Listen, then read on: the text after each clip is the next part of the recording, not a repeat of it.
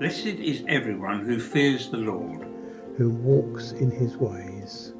You shall eat the fruit of the labour of your hands. You shall be blessed, and it shall be well with you. Your wife will be like a fruitful vine within your house. Your children will be like olive shoots around your table. Behold, thus shall the man be blessed who fears the Lord. the Lord bless you from Zion. May you see prosperity in Jerusalem all the days of your life. May you see your children's children. Peace be upon Israel. Amen.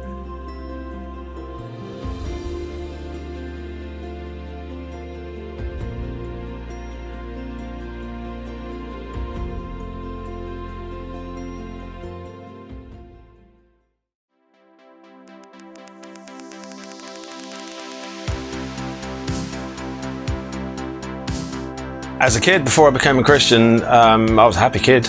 I was having fun. I was at college, sixth form college, but God wasn't any part of that at all. One of my friends from college invited me, and when he invited me to church to see what happened at his church, I thought it was nice of him to ask. It was a fascinating evening. I had no expectations at all. And during the singing, during the worship time, somebody got healed. Somebody just kind of hit the deck and got healed. And the guy standing next to me saw that I was looking a bit freaked out, and he said, "Don't worry, it's just God doing stuff." And I was like, "Really? God does stuff?" That was the first time I'd ever been to any kind of church meeting. It was at the Underground Theatre in town on a Sunday night. And it was just, there's something in there that made me think, there's something real about this, not just religion, it's not just church. I think I probably was one of the first teenagers to actually become a Christian at King's from outside. My friend asking me to church was potentially the most significant question anyone's ever asked me.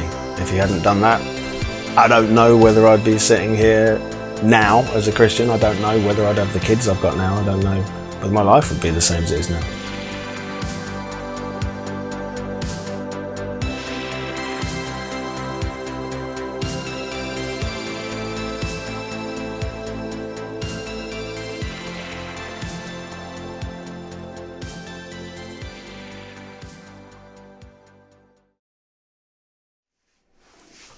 Hey everyone, it's Martin here.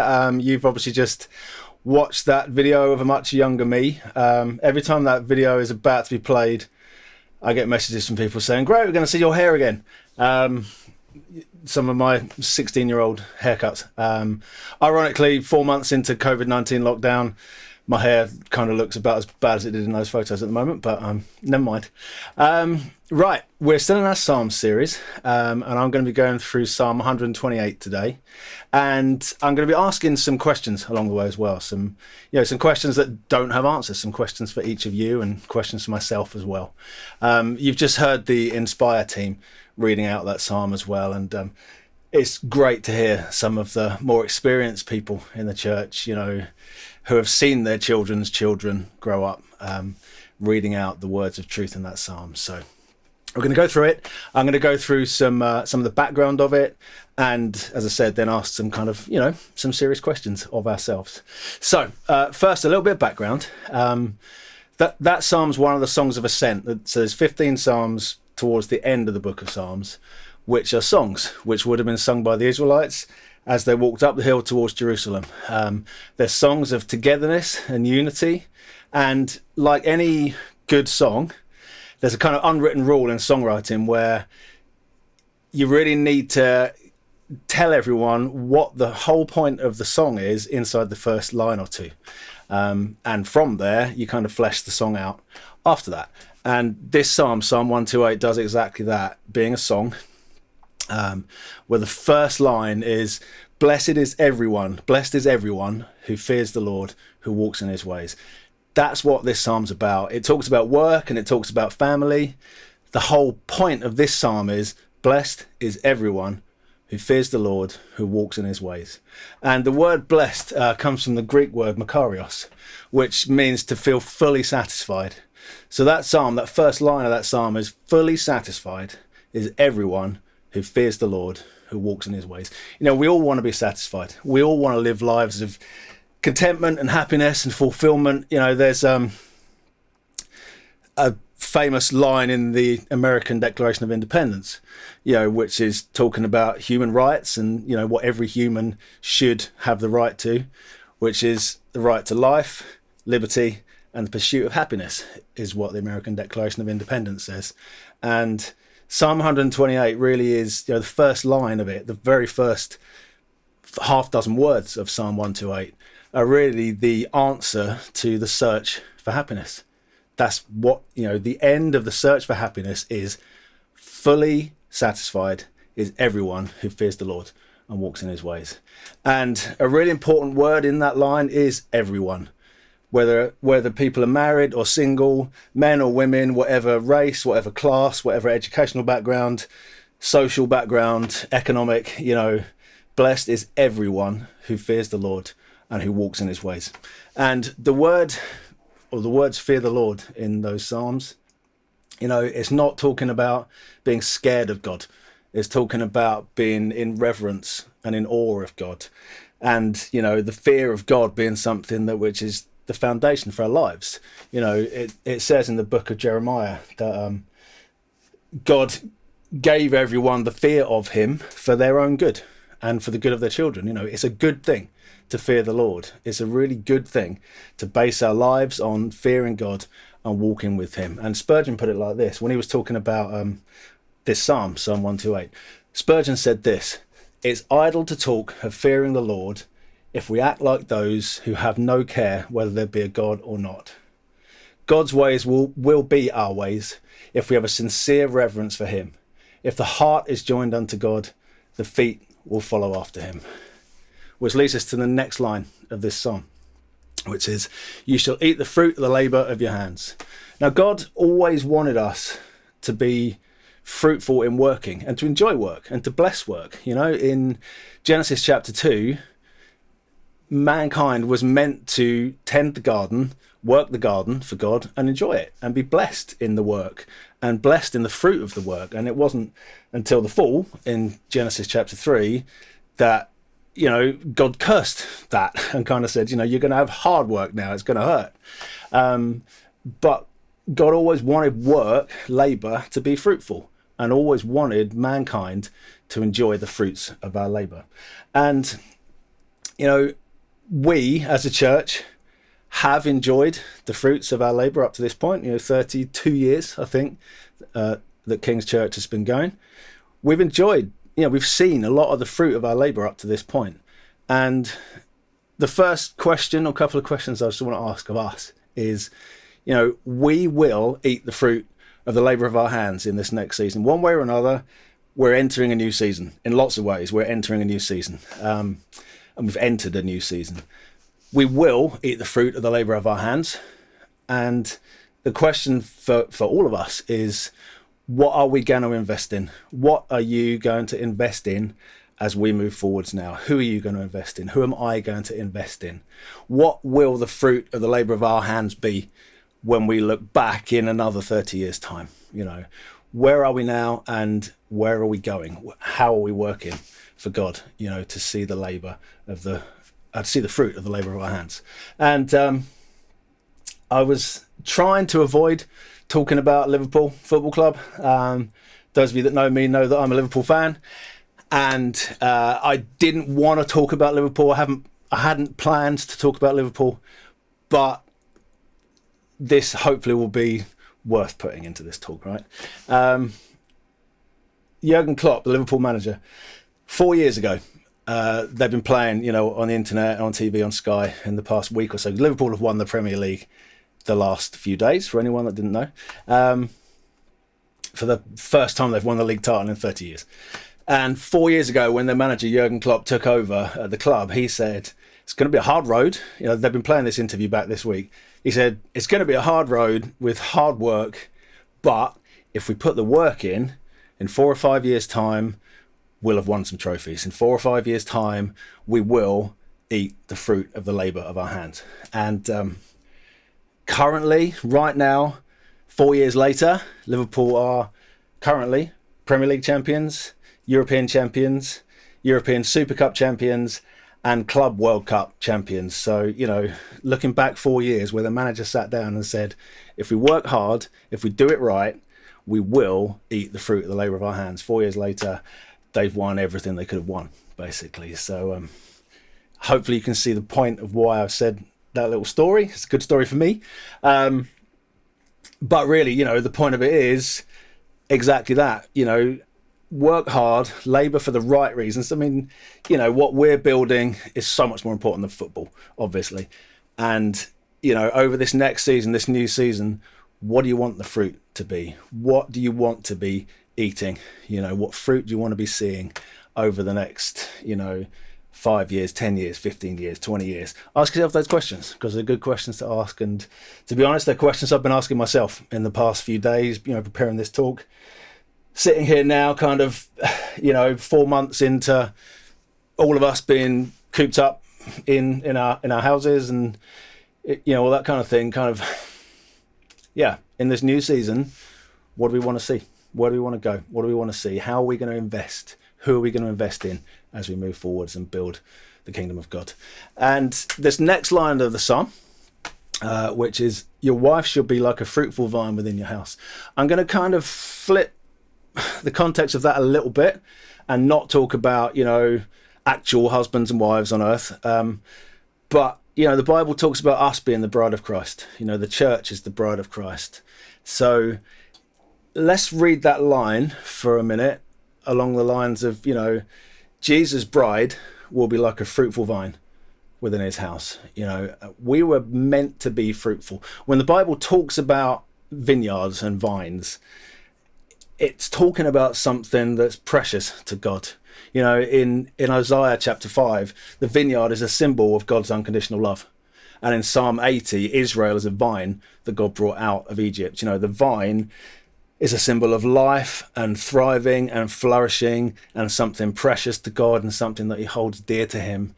You know, the vine is meant to be fruitful. You know, we were meant to be, or we are meant to be, committed to Jesus, faithful to him, and fruitful for him. So, you know, we need to be a fruitful bride, you know, a fruitful vine within God's house. So kind of took that line a little bit out of context, but, you know, really I wanted to talk, as we've mentioned already today, you know, it'd be easy to look at this psalm and just talk to families, you know, just talk to people that are married and people with kids. But, you know, the whole point of this psalm, as I've said, is it's all about walking with God, fearing God, and, you know, everyone being blessed and everyone being fruitful. So I really wanted to talk more kind of prophetically to us as a church, and I'm not just talking to, you know, husbands and wives and families and children. You know, it's more than that, really. So, which brings us to the next line in this psalm, okay, which is, "Your children will be like olive shoots around your table." And olive trees are an important symbol in the Bible. In Israel, olive trees are, you know, widely seen trees. And again, you know, I want to talk to us about spiritual children, spiritual parenting, spiritual childhood, you know, growing to maturity and helping other people grow to maturity, not necessarily physical children around, you know, our own tables. The olive tree is a tree which bears a lot of fruit for a long time, and it's an evergreen tree, you know, which means it's fruitful all year round. And the young olive shoots in this line obviously are children around the tree, okay? And the olive shoots are individual shoots. They're not branches. They're individual shoots which can grow and mature and be nourished and be nurtured into being trees in their own right. That's the thing. It isn't just talking about branches. It's, you know, each individual olive shoot is a child. You know, each individual olive shoot can grow to maturity as an olive tree in its own right. And olive trees last for hundreds of years, and bear fruit for a long, long, long time. You know, there's a picture that will be on the screen now of an olive tree in Croatia, which is still there, still standing in Croatia, which this olive tree has been carbon dated to be 1600 years old, and it's still bearing fruit It's still, it's still evergreen. It's still as strong as it always was 1600 years into its life. God wants us to be olive trees. God wants the young shoots to grow into healthy, mature, sturdy, weathered trees.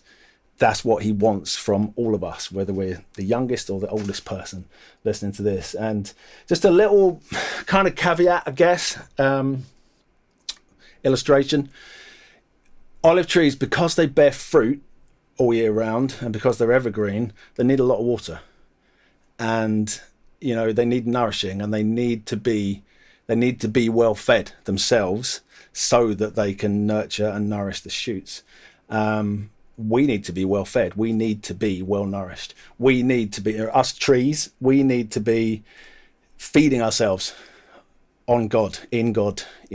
We need to be nourishing ourselves, because if we as olive trees aren't doing that, aren't well fed, well nourished, we can't bring the shoots into maturity. We can't nourish them into maturity. And the good thing about the olive tree example, one of the good things, is that when the olive tree becomes malnourished, its leaves don't die.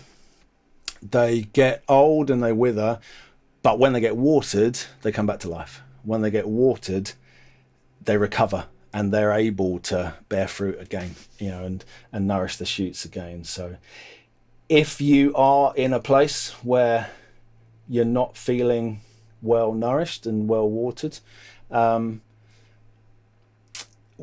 you're watered, you can recover. When you're nourished again, you can spring back to life again, and you can become fruitful again. So I just wanted to mention that. Now, it's kind of sticking with this picture of trees, of olive trees and bearing fruit.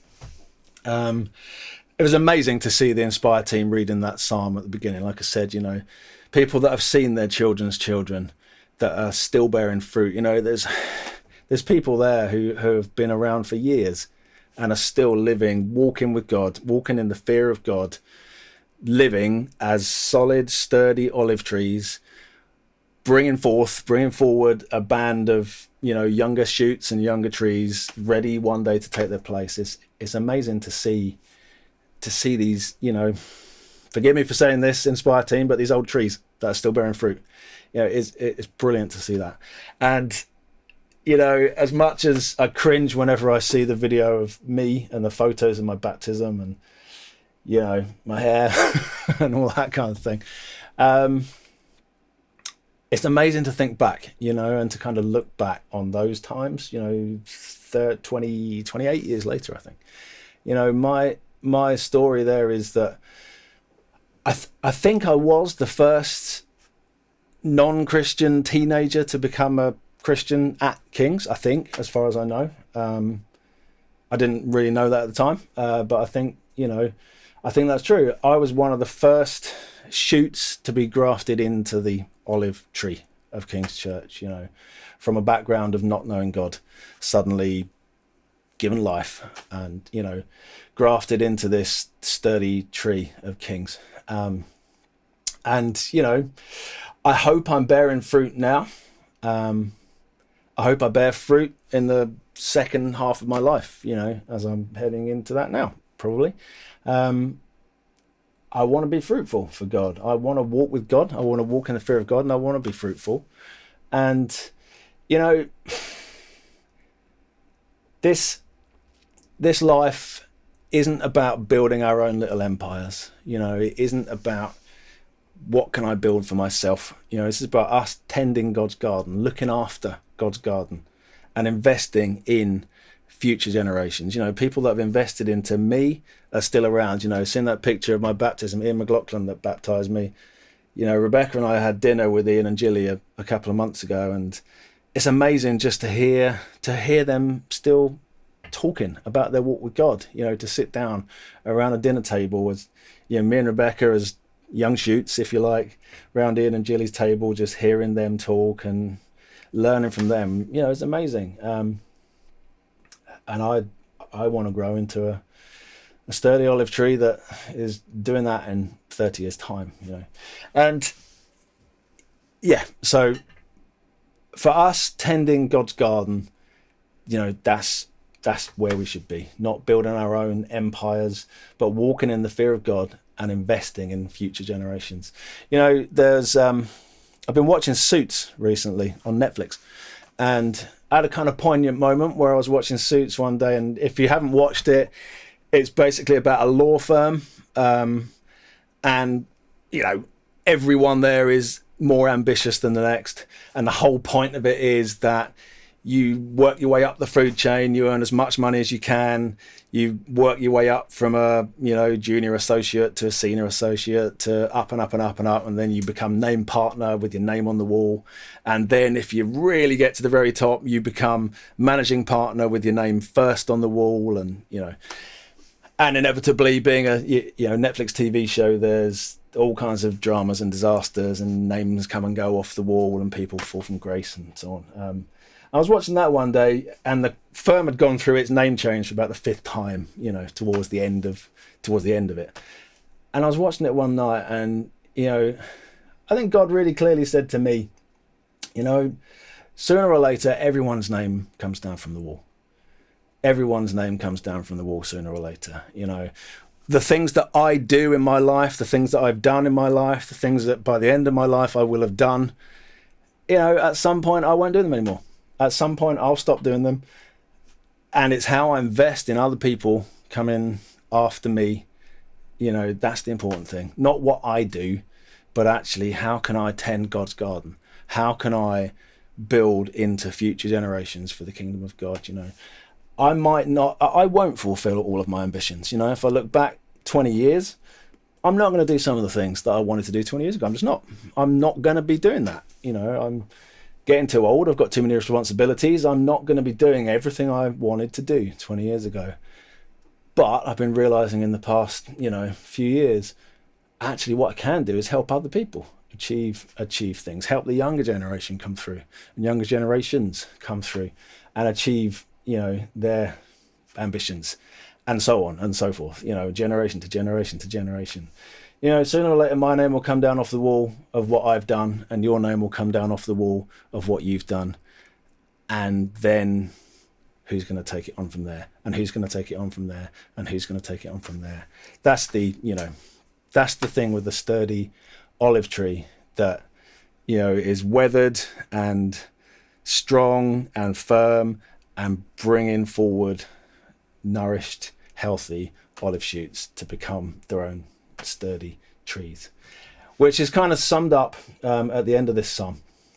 So the last couple of lines of this psalm are, the Lord bless you from Zion. May you see the prosperity of Jerusalem all the days of your life. May you see your children's children. Peace be upon Israel.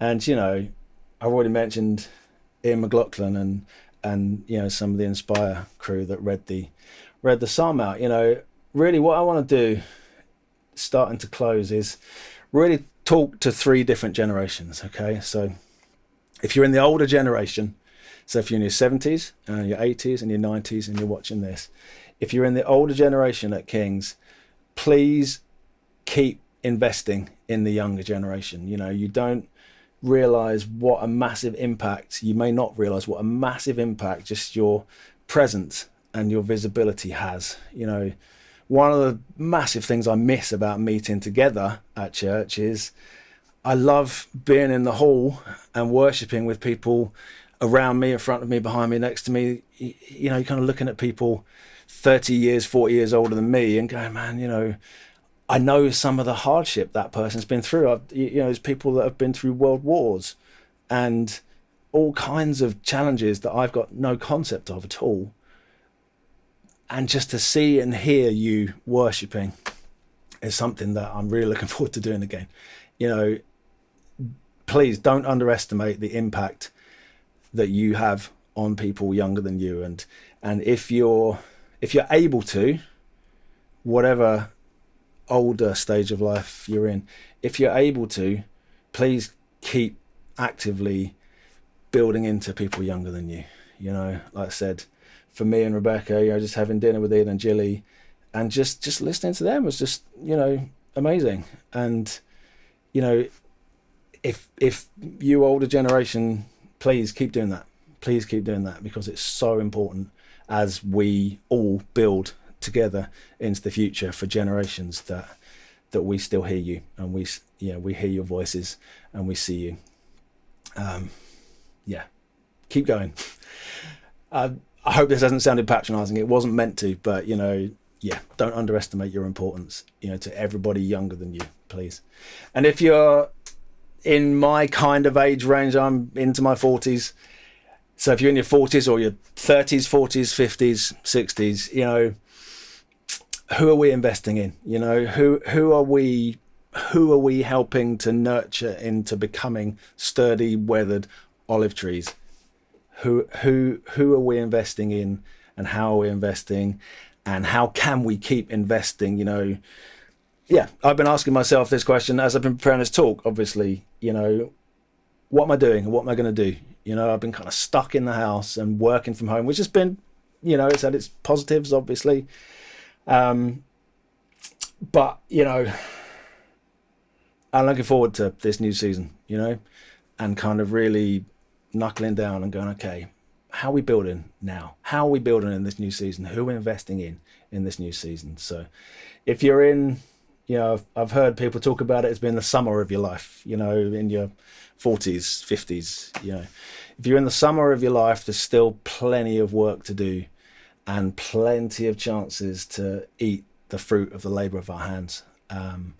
So, you know, let's keep going. Let's keep building. Let's keep investing.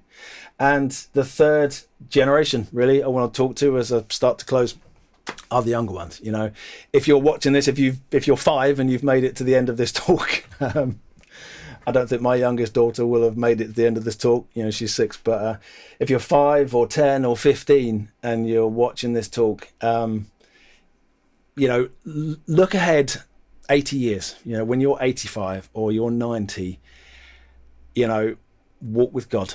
Walk with God your whole life. You know, you'll be blessed if you fear God and walk with him for your life. And if you're 5 years old now or 10 years old now, in 80 years' time, you can be looking back like some of the Inspire people that you saw at the beginning.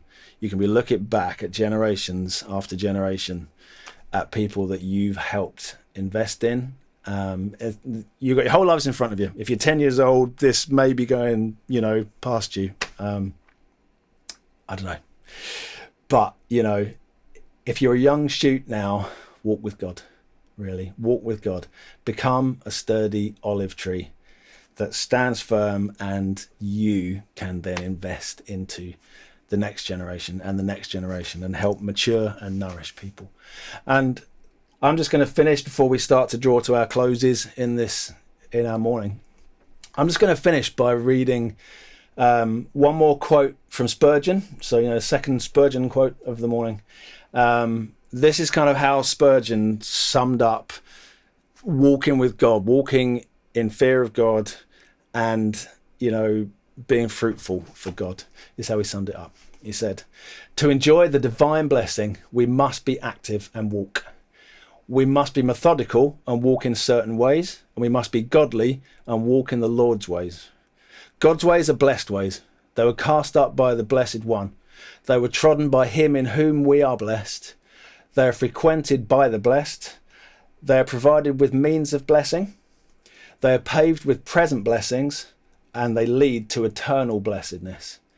Who would not desire to walk in them?